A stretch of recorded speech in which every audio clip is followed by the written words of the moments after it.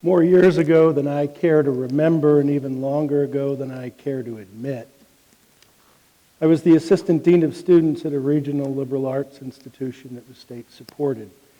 A big part of my job, which made me very popular with the students, was helping with the student conduct program.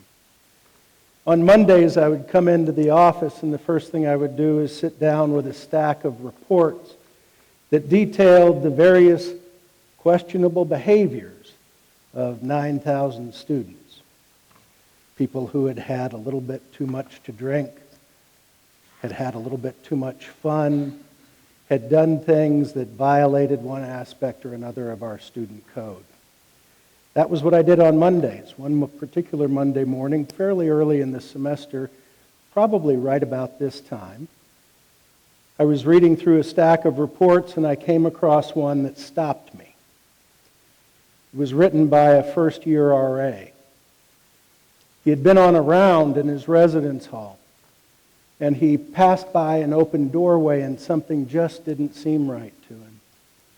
He looked in and he noticed a resident, a young freshman, sitting on a bed.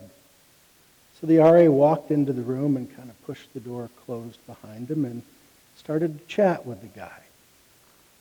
And what he learned was this, that the young man was pretty despondent. He was relatively certain that the world would be better off without him, that his parents would be relieved if they didn't have to worry about him any longer, that his roommate would certainly be grateful for a single, and that his teachers probably wouldn't miss him at all in class. The RA made the appropriate sounds and tried to reassure the young student that, the world wasn't the way he was seeing it at the moment. He was looking around. This is long before cell phones came out. And we provided training to resident advisors about a lot of things.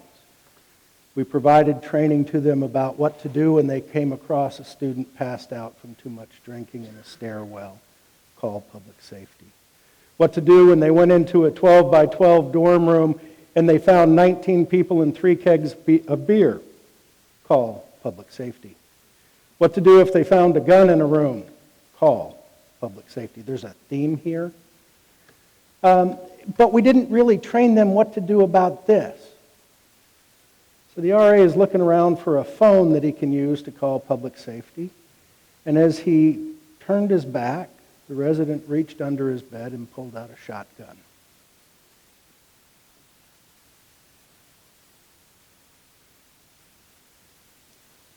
He put the barrel under his chin. We didn't train the RAs for that either. And for the next 6 hours, that first semester RA talked to that student and listened.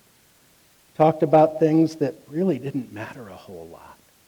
What kind of food he liked in the cafeteria, his favorite music, what teachers were good, which ones were bad, what classes he hated, which ones he liked. But he talked and he listened. And at the end of that 6 hours, he walked out of that room and he had his arm around the resident.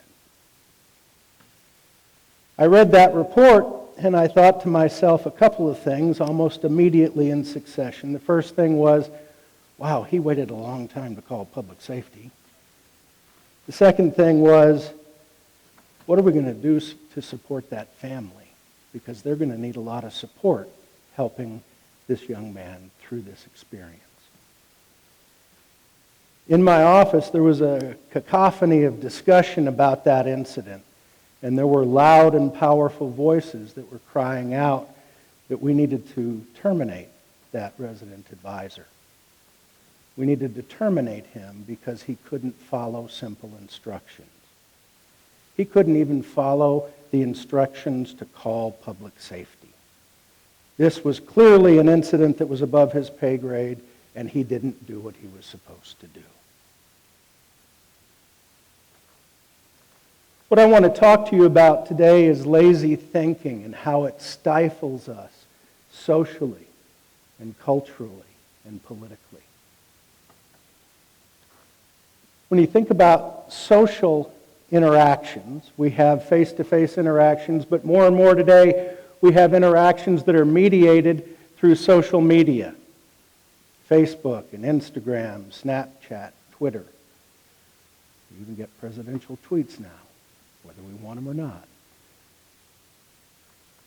What happens, though, is really kind of interesting. We tend to select who stays in our social network. And the people that we select to stay in our network are the people who sound like us. If someone on my Facebook friends list posts something that I don't agree with, my tendency is to be pretty quick to defriend them.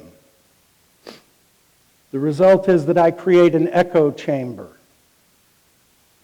where my worldview is echoed back to me by those on my friends list.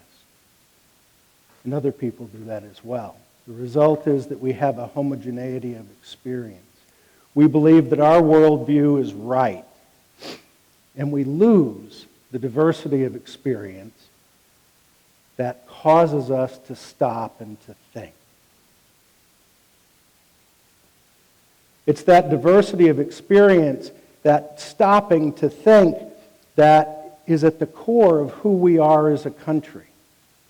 It's part of our cultural experience. A while back, a guy named Tom Jefferson wrote a letter to the present King of England, and in that he said, "We hold these truths to be self-evident." That all men are endowed by their Creator with certain inalienable rights, and among these are life, liberty, and the pursuit of happiness. All men. That was a radical idea at the time. Our founders looked at what was happening in their world and they said, we can't allow this to continue. We need change. And they worked to create that change. They didn't agree with each other. There were vociferous disagreements that they had. But they agreed on those principles. We hold these truths to be self-evident. Therefore, what? Therefore, our actions have to be shaped by that belief. That very principle has driven change in our country and in our world. It's what's allowed us to progress, to become who we are, and not to stop, but to keep going. But lazy thinking prevents that from happening, because lazy thinking doesn't want to deal with diversity of experience. We see that play out politically, where our leaders today are in it to win it. We are looking for epic moments. I'm pretty certain that when George Washington was crossing the Delaware, memes weren't at the forefront of his mind as he stood in the boat with his foot up on the front seat. But that's where we are today. We aren't willing to differ from that homogeneity of experience, that echo chamber that we create that stifles us socially, that gets reflected in our culture, that becomes our politics. We can see examples of lazy thinking in things like the Scriptures. In the Bible, we're told in Matthew chapter 12 that Jesus went into the synagogue on the Sabbath.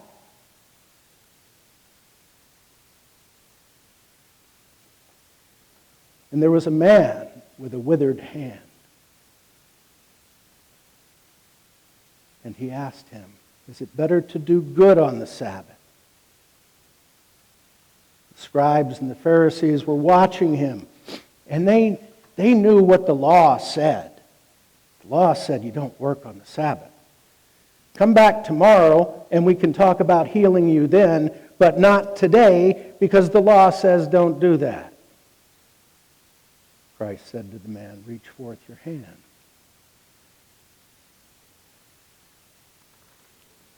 And he did and was healed. What Christ knew was that there was a guiding principle. Earlier, he had had an experience where a young lawyer asked him, "Which is the greatest commandment in the law?" And Christ responded, "Love the Lord your God with all your might, mind, and strength, and the second is like unto it, love your neighbor as yourself. On these two hang all of the laws and the prophets. Therefore what? Heal the man on the Sabbath. Do good. Love the Lord your God. Honor him, and honor that man, your neighbor." That RA understood that. He understood that the most important thing wasn't calling public safety. It was ensuring the safety and security of his residents. And he made a difficult decision to abandon the big binder of rules and do what was right. You have that opportunity as well. You have something that shapes who you are, that you believe is important. It may be something that we hold in common. We hold these truths to be self-evident. It may be something biblical. Love the Lord your God. It may be something else. Therefore what? Let your actions be driven by what you hold to be most important. Abandon the lazy thinking that comes with rule-bound action. That will change our world.